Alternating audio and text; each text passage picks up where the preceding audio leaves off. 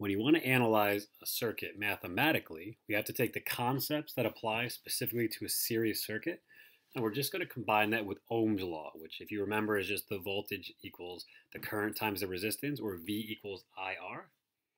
And I'm going to show you the method that's probably the best for analyzing these circuits mathematically. And the end goal will be to take a circuit like the one shown here and calculate the resistance, the current, and the voltage that's spent across each resistor, as well as the total resistance, the total current, and the total voltage for the entire system or the entire circuit. So what you're going to want to do in this case is always represent your circuit with one of these tables. So you're going to list your resistors on the side. I generally call mine R1, R2, R3, so on and so forth. The second column will detail the current, and the last column will denote the voltage or the voltage drop. So what we want to do in this case is our end goal is to fill this table out. And the general idea is as soon as you have any one row that has two numbers, whether it's R and I or R and V or V and I, you can always find the third. And that's kind of like the name of this game. Find the third variable in each row. So what we want to do here is the first step is to always list the information we're given. And you'll generally always be given, for the most part, the values of the resistors, as well as the total voltage for the entire circuit. So I've written those in red here just to show you step by step. Each new piece of information I add will be written in red.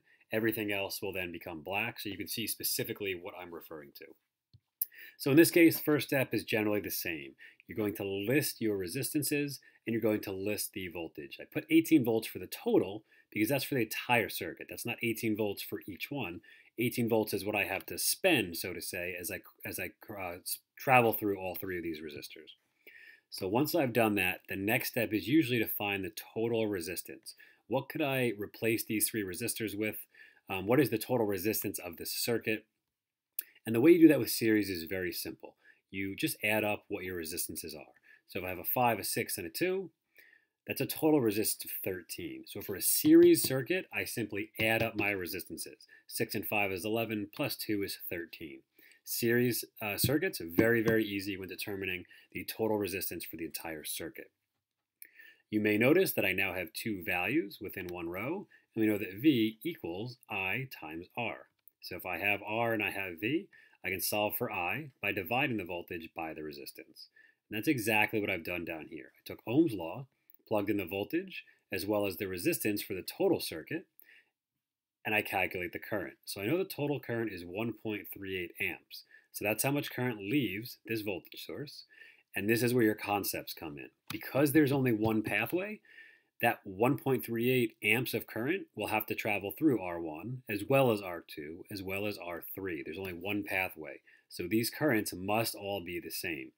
And that's where knowing the concepts is the key to kind of analyzing these circuits. So I know the current's the same. I now have two variables in every row, and I can quite simply go through and just calculate, well, my resistance times my current gives me my voltage. In each case, I should be able to find the voltage. I've now found the resistance, the current, as well as the voltage drop across each individual resistor, as well as for the entire circuit. And this is a process you can use on every single series circuit. There's some few minor changes we'll look at when we get to parallel circuits, and eventually we'll get to what's known as complex circuits. And for the most part, these concepts and the method are essentially the same. So here's a second example that you can use. You can certainly go back in the video and see how that problem was solved step by step. I've already drawn this table for you. You should copy it into your notes. And I'm going to give you some time. I suggest you work through this. And when you're done, if you kind of fast forward to the end of the video, I have the solution posted at the end so you can double check your work.